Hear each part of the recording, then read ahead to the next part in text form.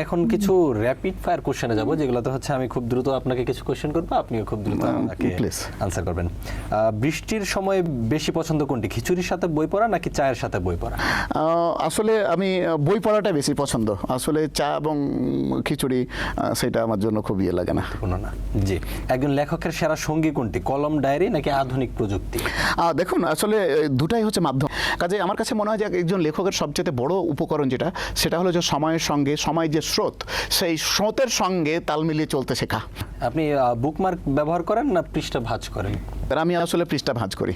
আচ্ছা, আইডিয়া আসলে সঙ্গে সঙ্গে লিখে রাখেন নাকি মনে রাখার চেষ্টা? আমি সঙ্গে সঙ্গে লিখে রাখি। আমি এখনও ডায়েরি মেনটেন করি এবং মোবাইল ফোনে যে নোটবুক আছে আমি সেখানেও নোটবুক রাখি। আচ্ছা, রিডিং কি হ্যাবিট না প্রতিদিন নাকি এটা মুড হলে?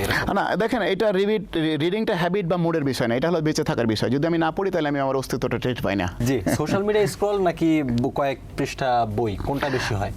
আমার কয়েক পৃষ্ঠা বই বেশি হয়। হার্ড কপি নাকি পিডিএফ? Hard copy. রাতে দেরি করে বই পড়া হয় নাকি সকালে ঘুম থেকে?